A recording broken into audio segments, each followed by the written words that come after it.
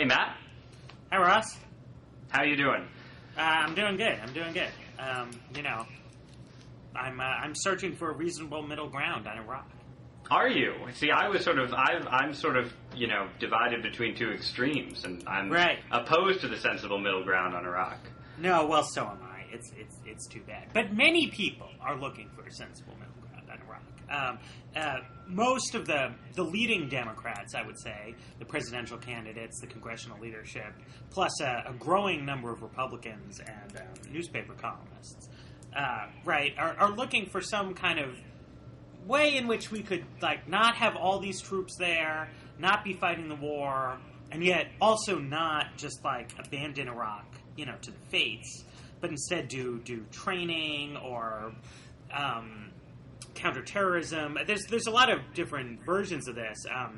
The new think tank, the Center for a New American Security, probably is the most detailed version of this, but it's sort of lurking on the websites of all the Democratic candidates and in the Iraq Study Group. But we've had some new people, Stephen Biddle in the Washington Post, taking your line that we should break hard in one direction or the other. Well, yeah, I mean, it was interesting to me. I was just out in Aspen for the Aspen Ideas Festival, which the Atlantic co-sponsors every year with the Aspen Institute. And so there were all these grand poobahs and mucky mucks out there, and Colin Powell was there, Madeleine Albright was there, Bill Clinton was there, even Karl Rove showed up at the end. And so I spent a lot of time listening to, and Lee Hamilton of the famous Baker Hamilton Commission was also there. And he was on a panel, I believe, with Dianne Feinstein. Is it Feinstein or Feinstein? I think it's Stein. Okay, Dianne Feinstein. Things every pundit should know. He was on a panel with her and Jack Keane, I believe, with David Gergen as the moderator. So really, it was just a feast of centrist wisdom. And yeah, the thing that everybody kept coming back to. And I think even Karl Rove, depending on how you interpret his remarks, came towards this, was the idea that, either you think we should begin drawing down troops now, but keeping some significant presence there, or you think we need to give the surge more of a chance to work, and then begin drawing down troops maybe next year, but again, keeping a significant presence there. And so this seemed to be the conventional wisdom across the board. So I thought it was really refreshing to read the Biddle op-ed and also Thomas Friedman's piece, and it's very rare that I say it's refreshing to read a Thomas Friedman piece, but Friedman made roughly the same point Biddle made, which is just that, there's no real point in keeping, a military that's half the size of the one we have now in Iraq over the long term. All you're going to do, I forget if it was Biddle or Friedman who talked about the Basra experience of the British in the South, where they've more or less taken that tack, but all that means is that you sit inside your fortifications. Occasionally you venture out, some soldiers get killed, and then you go back, and the life of the country goes on without you. Right. I mean, if you think fewer troops will make the country more dangerous, then making the country more dangerous, but still having American troops in the country, seems like a bad idea. Well, yeah, and that's what Bill Clinton, both Clinton and Colin Powell, I think, explicitly said. Look, if when we reduce troop levels, the country's going to get more dangerous, and probably thousands more people are going to die. In the Civil War will get worse, and so on. But both of them stopped short of then saying this means we should withdraw all U.S. troops. It was much more the sort of Baker Hamilton vision. I mean, but they are, as you say, they're sort of clashing visions. On the one hand, Baker Hamilton, you're saying, well, we want fewer troops there, but we want enough there to keep training the Iraqi forces and providing force protection and so forth. But on the other hand, you're saying, oh, but we have to recognize that as we draw down our troop levels, the Civil War is going to get much, much, much worse. And how are you going to keep training an Iraqi army in the midst of a civil war? You're not. Right. Well, I mean, unless you are. I mean, what's confusing about this to me is it's not totally clear to me, who it is they say you or who are you going to be training, right? I mean, so even in the Bush administration, sort of, interim progress report on the surge that they released today, one of the kind of concessions to reality that it makes is that the police forces are, I forget their exact sort of tepid phrasing of it, but, like, the upshot is that, like, different police forces in different towns are run by different partisan militias. So training them better doesn't seem right. to... it's not clear what the problem is that's supposed to solve. Like, we have this thing going on in Anbar, right, which is good, where some of the, indigenous Sunni tribes want to fight the Islamic Republic of Iraq, and so we're helping them do that. And so you can see the case for training those guys because they're fighting Al-Qaeda. But the problem is that it's very clear that those people, if they become an effective fighting force, and insofar as they succeed in clamping down Al-Qaeda violence, are going to turn around and attack the Shiite government and possibly even the American troops. I mean, the people we're working with there now were insurgents yesterday, which is good. I mean, it's progress, but then at the same time it means, who exactly are you giving these guns to? I mean, it doesn't...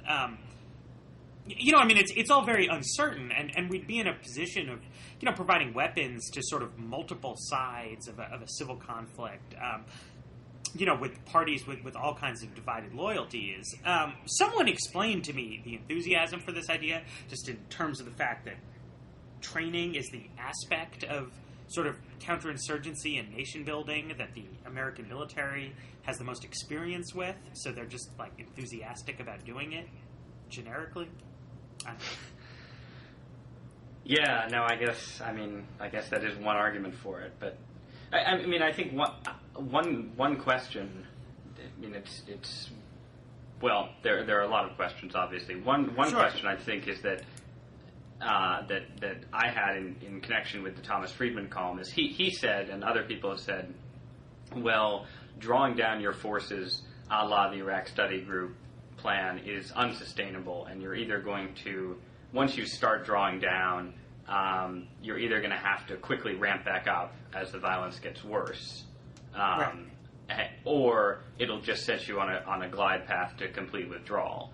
Right. And I'm not totally sure that's true. I mean, I think that, from a strategic point of view, a partial drawdown will make the American situation in Iraq more difficult. But I do wonder if the political context at home, where, a partial drawdown will enable Democrats to claim victory, it will enable the moderate Republicans who go along with them to claim victory, but also claim that they're not abandoning Iraq. I just wonder if the political calculus at home is going to make, a kind of worst of both worlds strategy more sustainable than it should be.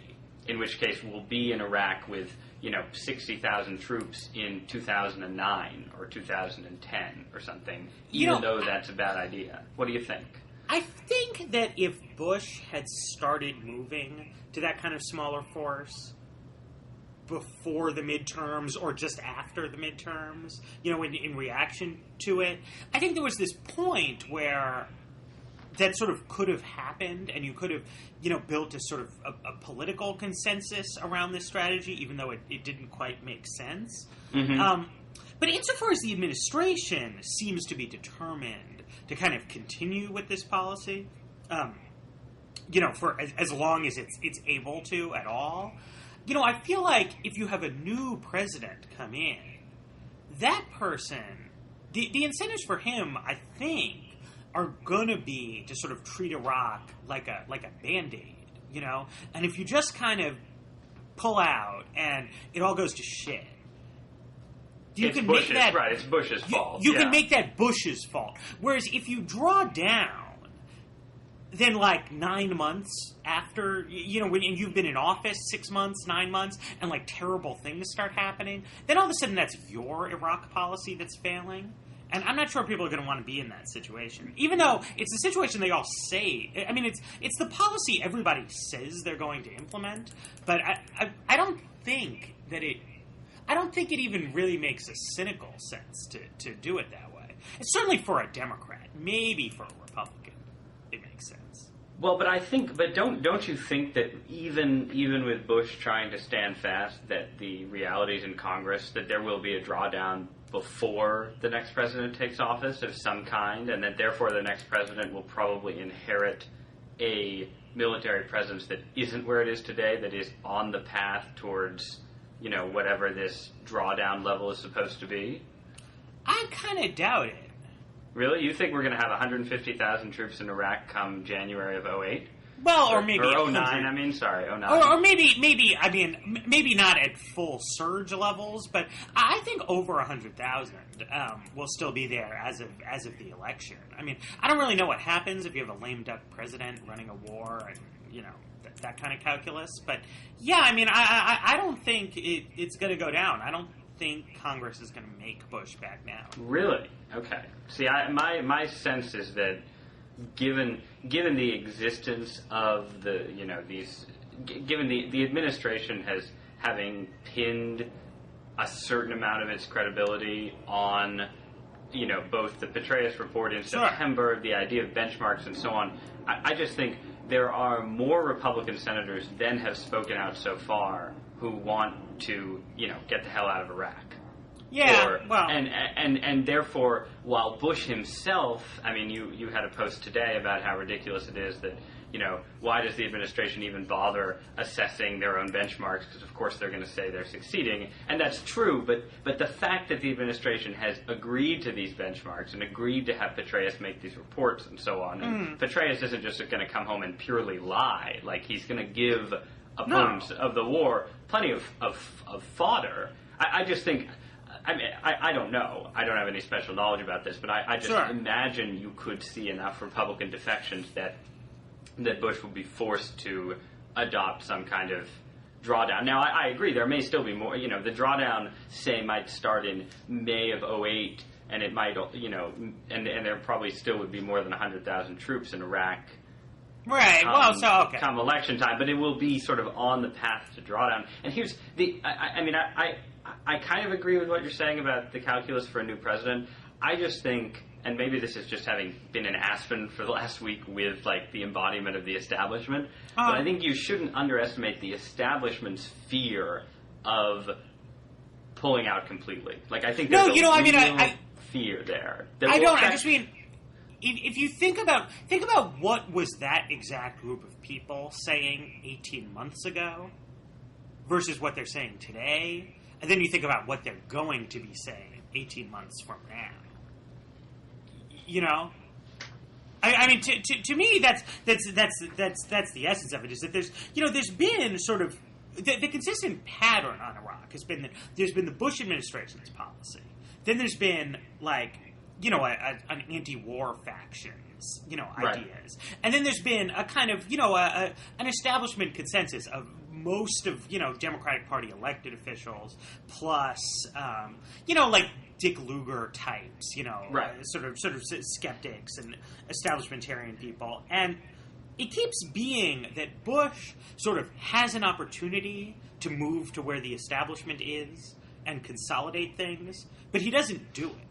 And then the situation declines, and then everyone kind of moves over one ratchet. And, Bush adopts what was the establishment consensus maybe 6 or 9 months ago. But by then, everything's changed around again. Right, so he puts in... Right, so the establishment consensus used to be send in more troops. Then Bush finally sent in more troops, by which point the establishment consensus had become Baker-Hamilton. And so, so it's possible that in a year the establishment consensus will be Matt Yglesias and Bush will be Baker-Hamilton. Right. I mean, right. That's what I think. That there's this slippage that the administration keeps missing. I don't even know substantively, but keeps missing political opportunities. Going, all the way back to winter 2003, 2004. When Bush could have tried to consolidate sort of political support for what he was doing by giving some ground to what the more hawkish Democrats were trying to say. But by him being rigid, it creates... I mean, obviously, if he was being rigid and it was brilliantly successful, that would be one thing. But since he's both spurning the establishment and failing, it keeps further, I don't quite want to say radicalizing, but, people shift to more and more anti-war views. Yeah, no, I agree. I wonder just if there is, just from, my limited experience of watching the DC establishment, I wonder if there's a red line, a sort of leftward red line past which a certain kind of establishment DC person won't go, and that red line is pulling all our troops out of what is a chaotic and important part of both a dangerous and an important theater. Yeah, no, I see only time will tell. Yes, well, on that we can agree. I mean, the other thing is, I think that, and this is why I'm sort of torn between the two extremes. I mean, insofar as they're extremes, I know you're basically, and have been for a long while now, just sort of straightforwardly pulling out. I mean, I do think that there is an argument to be made, and I don't know if you want to call it the Bill Kristol argument. Maybe that would. Whoops! I'm sorry, I just dropped my phone. Let me pick it up. Are you still there? Yeah. Okay, all's well. But just the idea that I mean, listening. This also. I'm sorry to keep referencing this trip to Aspen, but listening to Powell and Clinton talk somewhat blithely about. The possibilities for a Bosnia-style civil war, and I think it was Clinton who talked about, if you look at the numbers of dead in Bosnia, and then you assume Iraq, has a much larger population and much more unstable neighbors, and you're getting up into the tens and hundreds of thousands in terms of casualties, refugees, and so forth. Right. I mean, I do. This is what sort of pulls me towards the opposite extreme, is the notion that there is a sort of the famous Powell line about you broke it, you own it. There is a sense in which I don't see any kind of exit strategy emerging anytime soon from the sort of Petraeus Bush position, and I certainly don't see victory being around the corner in any meaningful sense of the word, which is why I'm very sympathetic to the get out now argument. But I also. Obviously, and you've done posts about this, it's possible that things won't be as bad as people think they will be in Iraq if we pull out. But there is a sense, and both strategically but also morally, where I worry that maybe we really do have an obligation to take the Petraeus, look, we're going to be in here for the next 10 years, and we don't have any guarantees and so on at the end of it. But this is just where we are, and we have to keep slogging. I don't know. I mean, what's as a partisan of withdrawal? How do you these days think about the really negative consequences of what might happen if we withdraw? Well, I think that we need to, think as a country, and with some worthy establishment types who know the players involved in this, about civil war management in a post-withdrawal scenario. That there's a unfortunately long record of civil wars in the sort of post-World War II era, and some of them are much more deadly than others, and there are actual reasons for this, right? And the real nightmare scenario in Iraq isn't just that we withdraw, right? But it's a situation where we withdraw, and you see an escalating proxy battle in Iraq, right? With, broadly speaking, Shiites backed by Iran, Sunnis backed by Saudi Arabia, let's call it, and the Gulf states, Kurds, who right now have the most effective fighting force, possibly backed by Israel, possibly backed by the United States, and in reality, it could get, so much worse than that, right? There could be Egypt could have a favorite Sunni faction, which would be different from Saudi Arabia's favorite faction, plus an Al-Qaeda presence there. There could be different kind of, as there already seem to be, different sorts of Shiite factions who fight Sunnis but also fight each other and are in some sense all being backed by Iran, possibly by different aspects of the organization. And it could get terrible, not just if people not only have like a rooting interest, but they start giving them howitzers, kind of old, out-of-date tanks that their army doesn't need, the kind of wire-guided missiles that Hezbollah has, and that could be terrible. Or you could have a, not good situation, but a situation in which the United States is able to, convince the other countries in the region that scenario I just outlined isn't something that any of them want, and that we're going to have a meaningful international, arms embargo. So that the current situation, where there's a lot of vicious fighting and horrible, gross things happening, like people being killed with power drills and stuff, but not actually like the deadlier things that happen when people are being killed by helicopter gunships. And that's the kind of thing, I think we have to be working on. I mean, because I don't see a huge ability of the United States to make a difference on, like, will there be a civil war or will there not be? But I do think we could have a big impact on what kind of civil war is there. Is it fueled by outside supporters? How well armed are the factions? What are they fighting over? And that we would be much better to disengage in a situation where we're not collaborating with any particular Iraqi factions and can work on the real humanitarian problems that are here. Now, the realist in me says that what's going to happen is that we're going to keep on with this surge too long, until eventually everyone is just so sick and tired of the whole thing that sort of, the electorate and politicians who don't really care about foreign policy sort of take control of the dynamic, and we genuinely... That's what happened. That's what happened in Vietnam, I think, and I think people you did end up with a pretty nightmarish humanitarian situation that we did something to ameliorate by taking in refugees, but we definitely didn't do all we could in that case. Well, the problem is more what happens in Cambodia after Vietnam. Well, that's right? It, right. Where because, like, the bitterness and, because everything that happened there was seen just through the lens of Vietnam. You had people who didn't want to do anything to support anyone in Cambodia no matter what. You had, for a while, the U.S. government backing the Khmer Rouge because they had some falling out with the Vietnamese.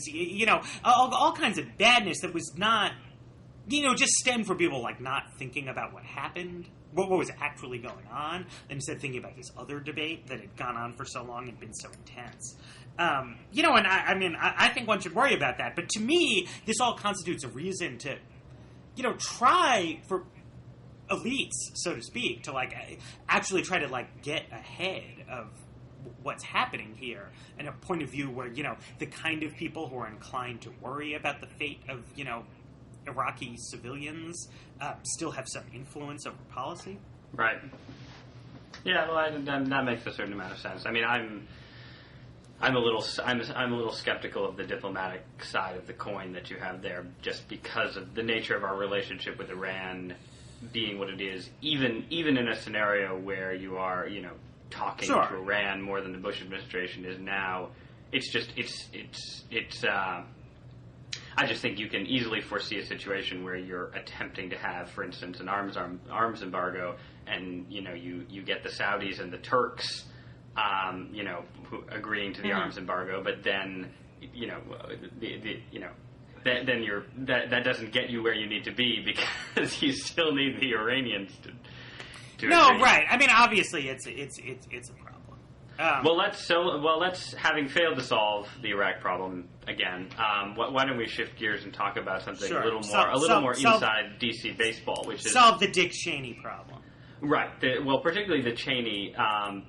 Andrew Sullivan, our co-blogger at The Atlantic, had a post the other day where he was talking about how he'd come around to the view that, and this is based in part on stuff from the Scooter Libby case, but that Cheney had, Dick Cheney had basically known more so than most observers that the WMD arguments that we used while going to war were bogus, and that and this partially explained why he and Libby had engaged in so much subterfuge and covering up and so forth, because they didn't want it to come out that they had not only exaggerated the intelligence, but exaggerated intelligence that they knew to be BS.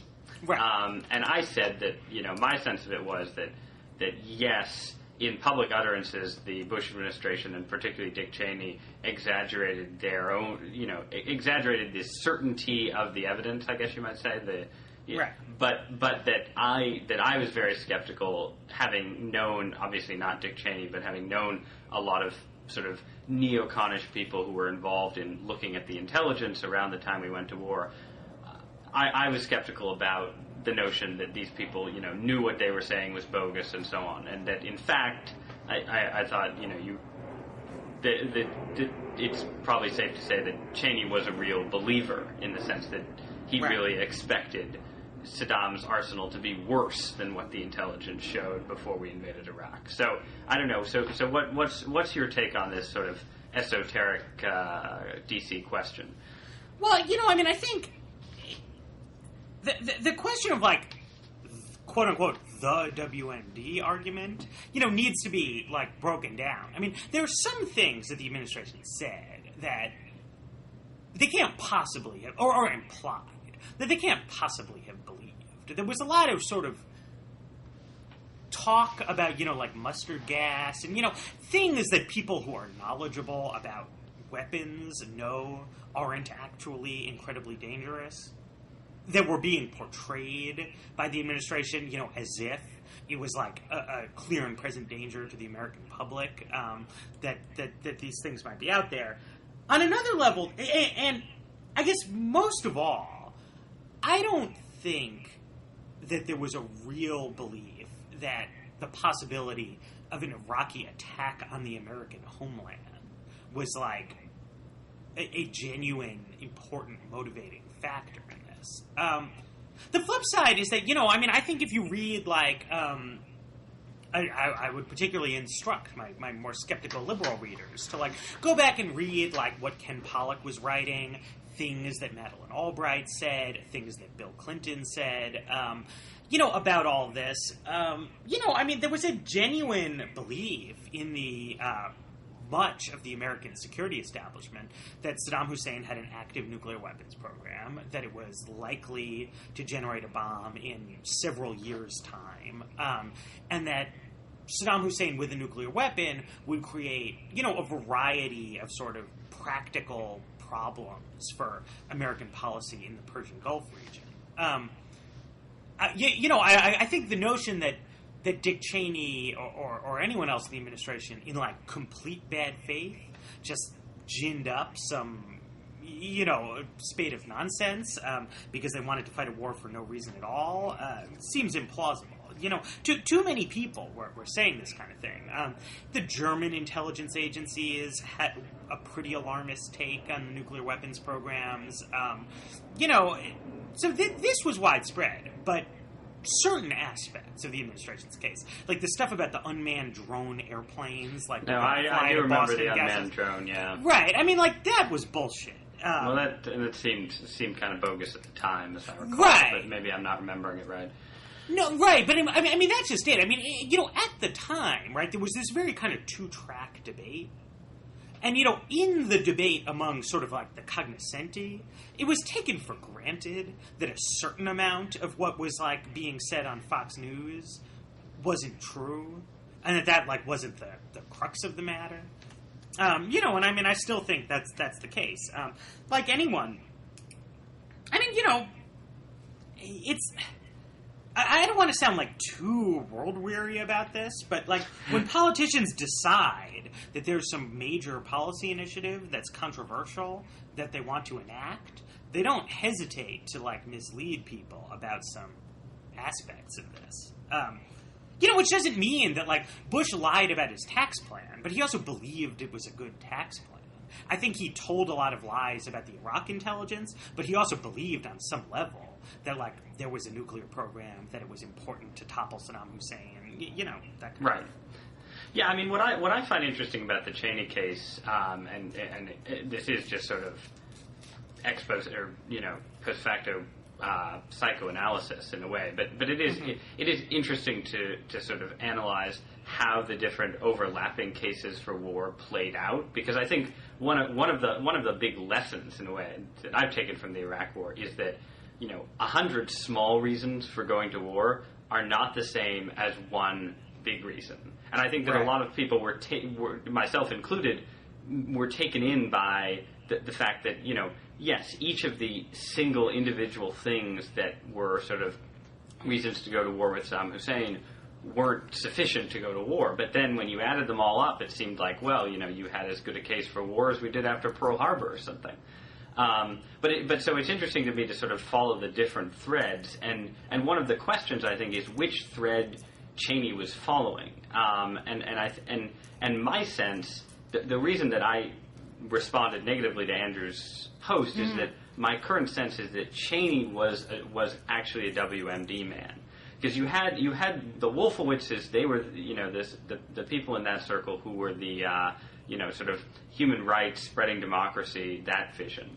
And then you had the Rumsfeld vision, which I think was pretty straightforward. We need to throw some country up against a wall and shake it because of 9/11 and demonstrate the awesome power of the American military and so on. And I think that one of the big questions in figuring out why we went to war is, why did Dick Cheney change his mind between 1991 and 2001 about the advisability of occupying Baghdad and Iraq? Right. And part of it might be that that 9/11 just made him feel more like Rumsfeld. Okay, well, we need to teach somebody a lesson. I think it's pretty.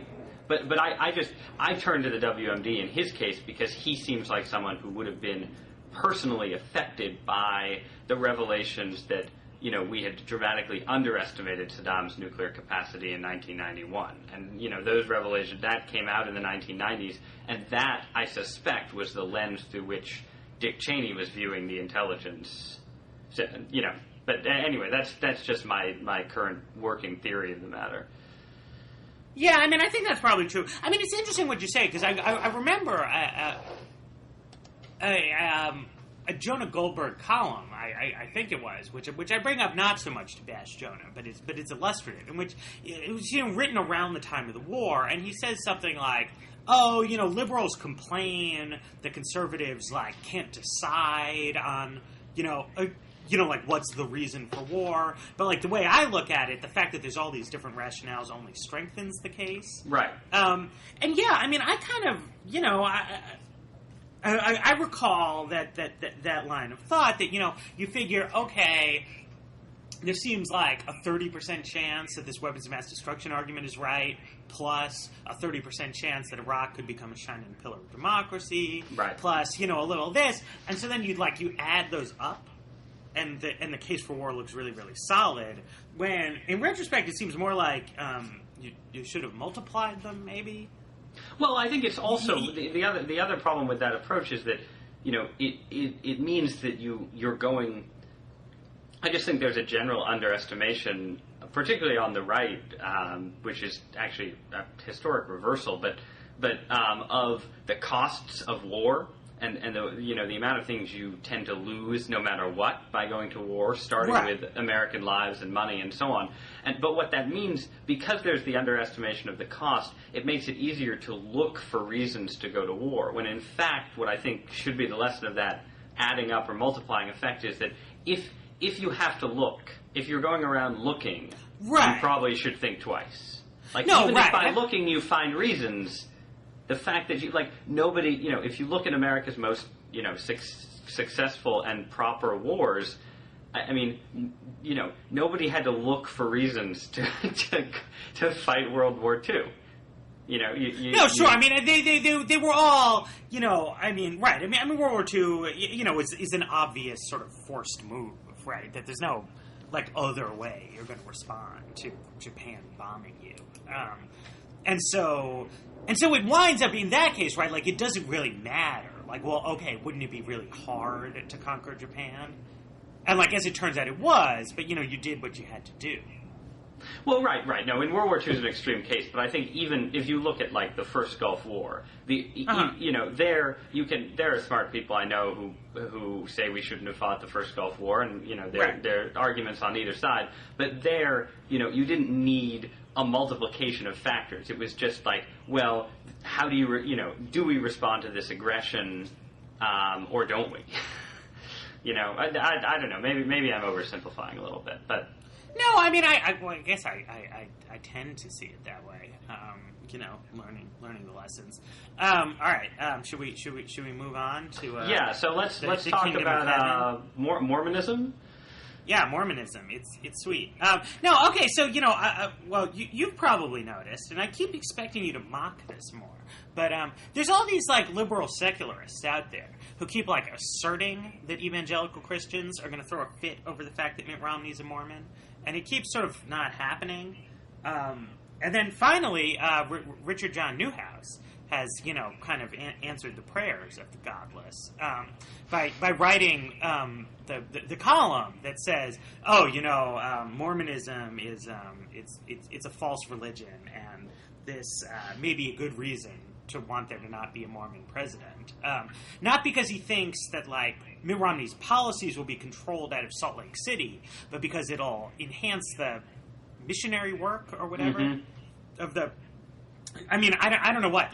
Mormonism might become cool, and all kinds of people will jump ship for the LDS, and this is something that he thinks Christians should worry about.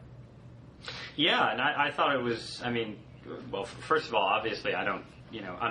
I don't have any problem with people taking a person's religion into account when they go vote. So. And I think that the idea that you shouldn't take it into account is just silly. It's one of the deepest beliefs of somebody you're electing to the highest office in the land. Of course you take it into account. And so from that, I goes without saying I have no theoretical objection to that idea. And, Newhouse has written, he's written what I think is the best piece, the best extended look that I've read, and I'm sure there are better extended looks out there somewhere, but on the question of, what is Mormonism and what is its relationship to the Christian tradition. Right. And I come down basically in agreement with his analysis, which is, and he says it in this blog post, and I think it's an interesting and useful distinction. He says, there are Mormons who one would call Christian, that their personal beliefs dovetail pretty well with the great tradition of Christianity. However, the teachings of the Church of Jesus Christ of Latter-day Saints are not recognizably Christian. Right. So in the sense that, America is sort of steeped in this Christian broth in a way, and lots of people who are in the Mormon fold are effectively Christian. But if you look at the doctrines, it's not Christian. And I think that's basically right. And obviously Mormons themselves would disagree, but, there you have it. So then you come to the question of what's the potential objection? And I take Father Newhouse's point, but I'm also I think all other things. I put it this way: all other things being equal, I think that it makes sense to particularly for a Christian, but for anyone who cares about what people believe in the United States, to take into account the possibility that electing a Mormon president would give more credibility to a system of beliefs that you don't want to give credibility to. I think all things being equal, that's fine to take into account. All things not being equal, and they rarely are in American politics, and I think if my own sense, and I haven't figured out who the heck I support in the 2008 race, but my own sense with Romney is that that's a small enough consideration that if I thought Romney was the right guy to vote for, it probably wouldn't stop me from voting for him. Right. It's sort of a long-winded response. So why don't you? Well, I'll say this. I mean, I've already endorsed Mitt Romney. I know. As my preferred Republican nominee, I voted for Mitt Romney. I think Mitt Romney is an okay guy, sort of. But when I read Newhouse's thing, well, I turn this over as a secular-minded person over and over again. Between the idea that, on some level, all of your major monotheisms involve a kind of, suspension of disbelief. A big leap, yeah.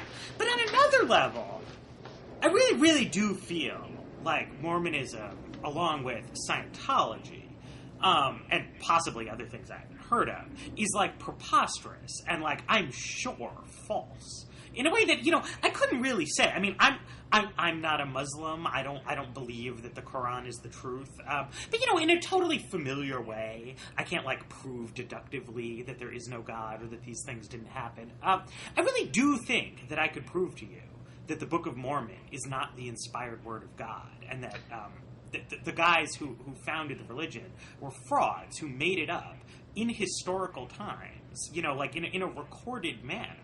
And we have, really firm evidence about this. And down to stuff like the Book of Mormon, as I understand it, it makes, when it talks about Jesus' alleged visitations in the New World, it describes the native inhabitants as having domesticated animals that didn't exist in pre-Columbian times. I mean, right. the whole thing is it's a remarkably crude and obvious forgery that does not, spring from some the folk traditions of a distant and, misty ancient past and stuff. And while that doesn't, make me fear the idea of Mitt Romney having political office, I actually am a little upset that I don't think it should be viewed as, a kind of prejudice to point this out to people. Well, my assumption, I'm actually surprised at the extent to which liberals have been inclined to view it as a kind of prejudice, and I think that part of it just is sort of because the prejudice is concentrated among evangelicals. Liberals don't like evangelicals. Liberals are tolerant, therefore they want to cast this as a prejudice. My expectation, and one of the reasons I'm averse to the notion of nominating Mitt Romney, is that Mitt Romney's Mormon problem will become more of a problem in the general election than in the primaries, because yes. Once if he gets through the primaries, he's gonna have been sort of vetted in some sense by the Republican base and so on, and they'll have worked out in their minds some sort of well, he's a person of faith, we're a person of faith, and so on. It's when you get to August or whenever in the Republican convention.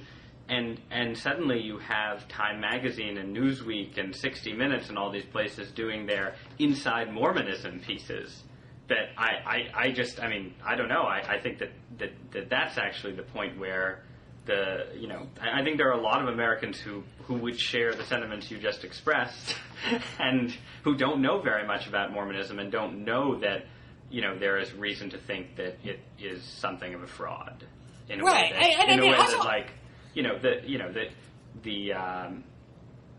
that the Christian witnesses, and I'm really glad to have you say what you just said, because I'm always getting into arguments about this with people where they say, yeah, well, you believe that Jesus rose from the dead and walked on water and so on, and yeah, those require you to believe in the miraculous, but Mormons, Christianity doesn't require you to believe that in a Roman Empire that never existed. The Roman Empire existed. Ancient Judea existed. Exactly. Yes. There's a difference, I think, between saying that, some people believe things, as you say, in the miraculous, in occurrences that I find implausible, and that, for metaphysical materialism rules out that they could have happened, but that's the essence of the religion, is that it denies the metaphysical materialism. But Mormonism flies in the face of all kinds of totally uncontroversial historical facts. Yes. It posits I don't know if viewers know this, but it posits that the New World in pre-Columbian times was dominated by two vast rival empires who fought big wars against each other. They had horses, and it's all this crazy nonsense that has nothing to do with spirituality. There's that stuff too, but it contains all this adjunct wrong history. Well, and there's also all this stuff, I believe, and I'm not an expert, but I believe that, for instance, the Book of Mormon includes quotations from the actual Bible. They are, based on mistranslations that were contained in the King James Bible. There are all sorts of, it isn't just the bogus history, or the possibly bogus history. There's also other reasons to think that this was, a fabrication of a historical document, in the way that, the Gospel of Matthew is just a straightforward historical document from the 1st century A.D.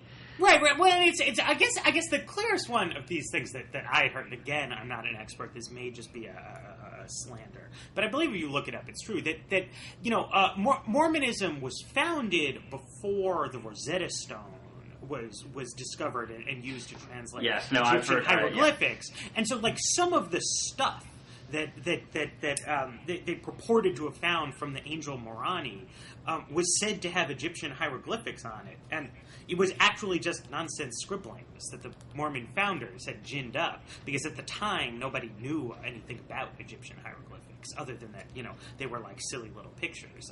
But it's, of course, as we now know, a real written language, and like that's not what was on those tablets. Anyway, back to what you were saying about the general election. My sense has been that a Hillary Clinton or a Barack Obama could do a very clever thing where they say something about how great it is to live in these historical times where we might have our first black president or our first non-Christian president, and then Mitt Romney has to be, oh no, I'm a Christian, and then all the real Christians are gonna be like, no, dude, you're not, and like it's. I think there's a lot of people who would be happy I think to have. That would be trouble. I think they shouldn't. I think I think that's something they have to. They have to let the media do that work for them. Well, okay, I'll do it. Because my feeling at least is that like there's a lot of committed Christians who wouldn't mind voting for like a Jewish president. Someone who wasn't a Christian, but would be troubled to vote for someone who was purporting to be a Christian, but who they thought wasn't. There's also the fact, look, Christians think Judaism was, founded by God, whereas it's they don't think Mormonism was founded by God. So yeah, no, here's my personal take, which is that I would be a lot more troubled by voting for a Mormon if I were voting for a convert to Mormonism.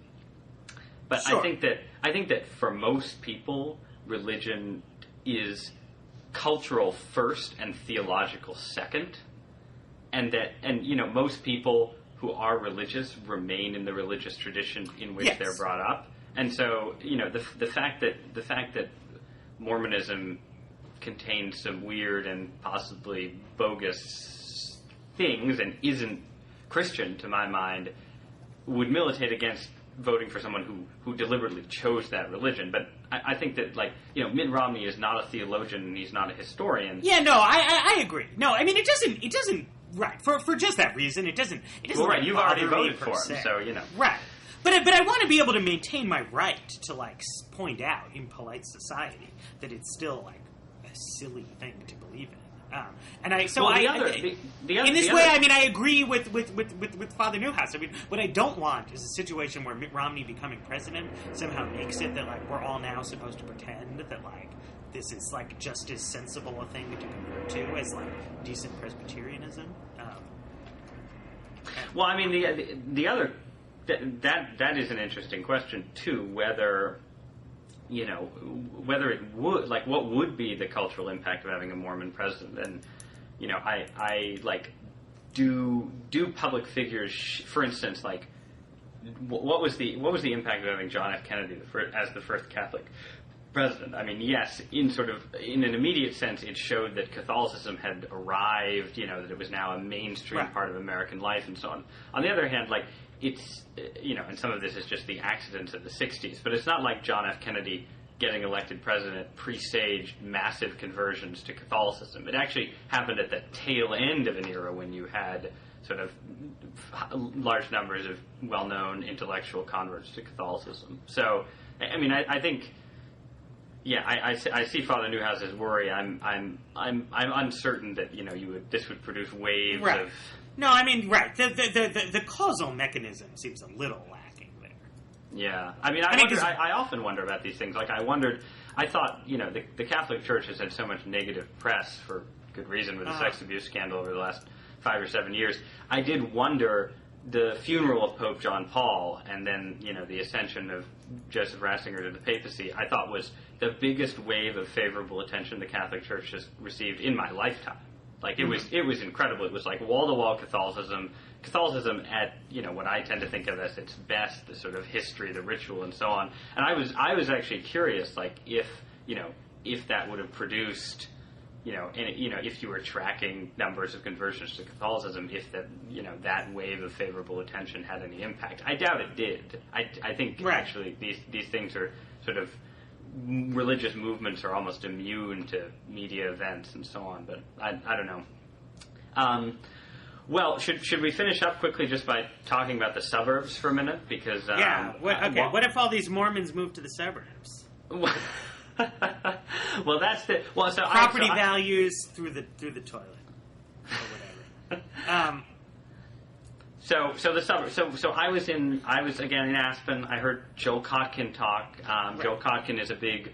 He's a urbanist or an urban historian, but also a big booster of suburbanization in American life, of the sort of suburbanized city, like that the model of the city of the future are these sort of much more spread out cities in the Midwest and the Far West rather than the traditional, sort of downtown and suburbs area. And I generally like Joel Kotkin. I think you generally don't like Joel Kotkin. So what don't you like about Joel Kotkin? I think Joel Kotkin is scum. But, anyway, my dislike for Joel Kotkin is a little to one side here. The one thing that bothers me about this argument is that, there's this tendency to sort of talk at cross purposes to one another. That some people may, particularly, I think, a lot of possibly, like, movie directors or something, like, really, really, like, hate the suburbs and want to sort of shame people into living in densely packed downtown areas.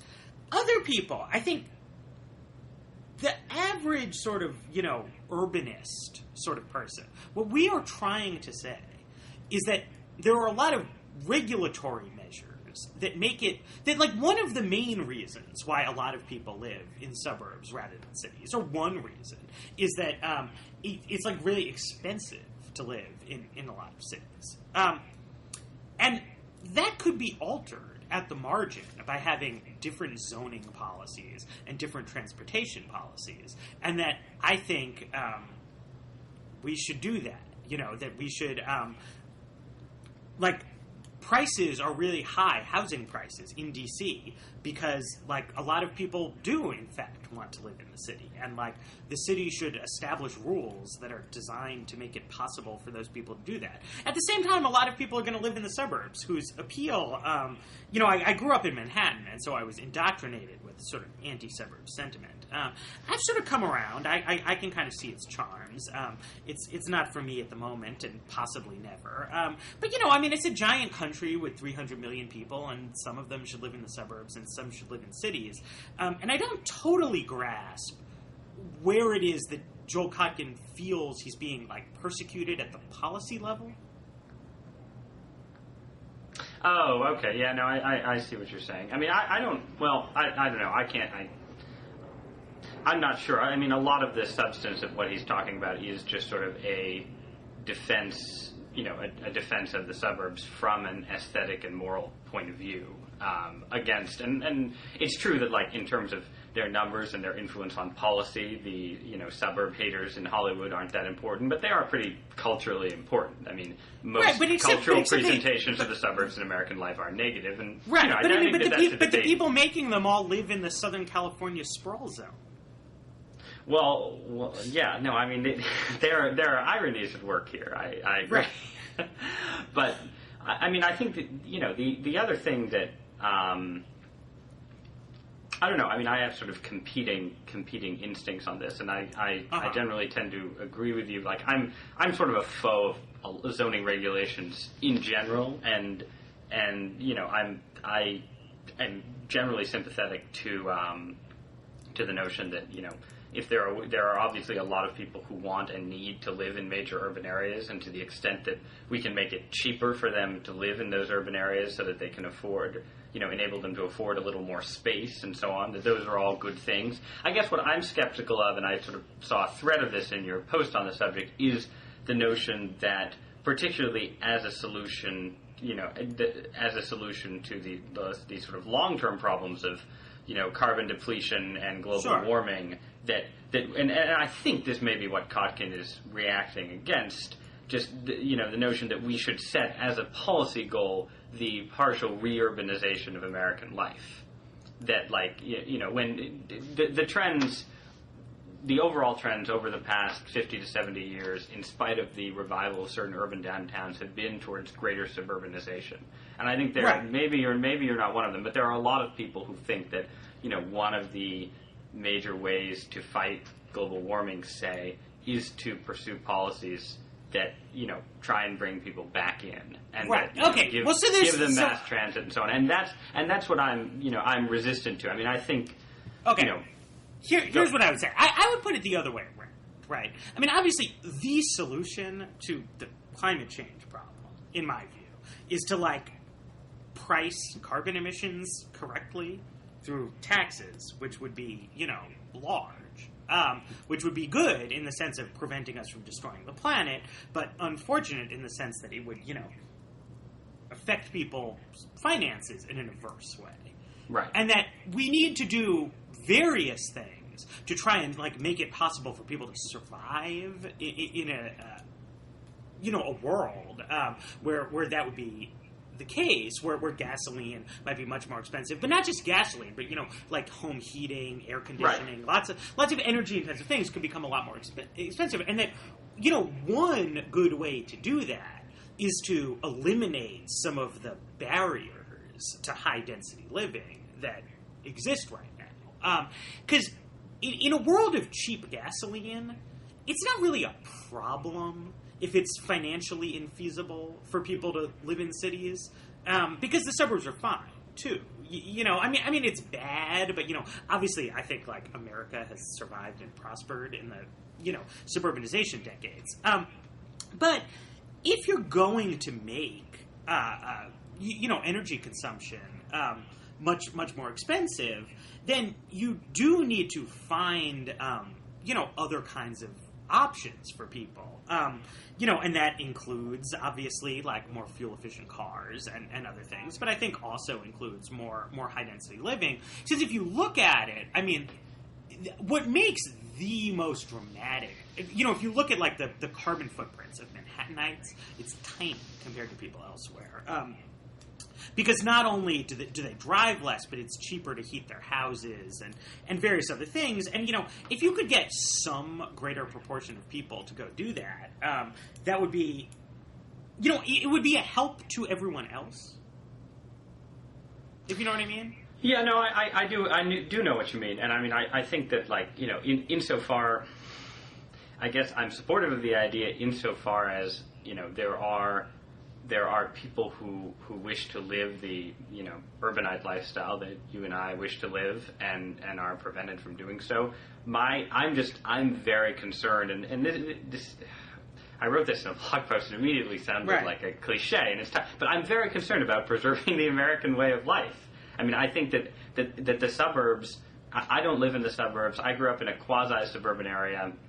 I don't know if I want to live in the suburbs someday, but I think there's a lot of evidence to suggest that people really like the suburbs, and the suburbs are a fulfillment of a very real promise that America has made to people, which is the idea of sort of personal ownership, a space you can call your own that you have control over, and a space where you can raise your family. And I think there's also lots of evidence that, there's evidence that the suburbs actually increase civic participation, which for a while people thought they didn't. I mean, I just think there are lots of reasons to be in favor of the suburbs, independent of the question of global warming and right, but I mean, even therefore, I'm just worried about the future in which sort of, and I know Kotkin uses this language, and a long time ago you attacked him for it, but the sort of Europeanization of certain aspects of American life, where you're crowding people in. And I don't want to crowd people in. That's why my enthusiasms when it comes to issues of carbon footprints and so on run towards things like telecommuting and so on, where you can have your cake and eat it too. You can have your place in the suburbs, and or towards things like more fuel efficient cars.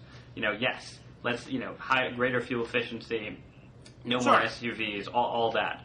But just the sort of idea of crowding as a policy and so on. And I don't think we disagree that much on this. This is just sort of my concern with the pro-crowding agenda, I guess. Well, I guess, wax a little bit about, on some level, I think the real promise of telecommuting might be, though, to get people out of the very far-flung suburbs and, like, into either smaller cities or closer in suburbs of smaller cities, depending on how it is people want to live, and to allow us not so much to avoid the need to have metropolitan areas, but avoid the trend to, concentrating in a few really, really giant ones where people are living.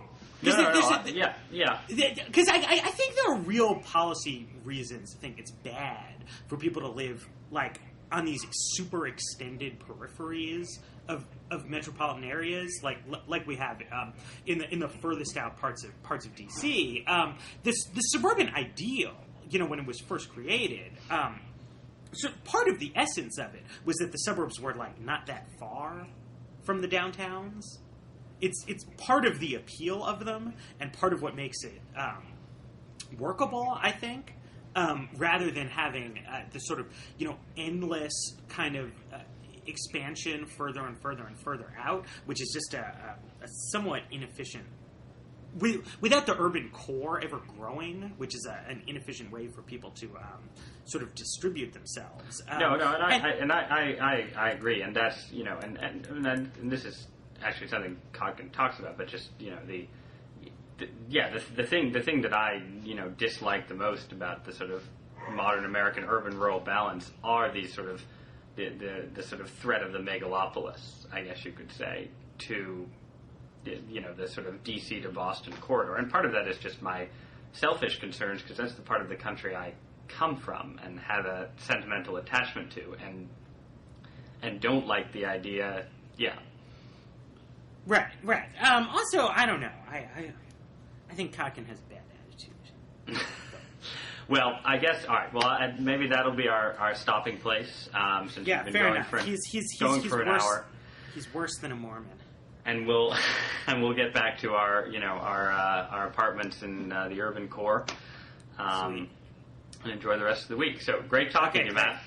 Yeah. Take care. Take care.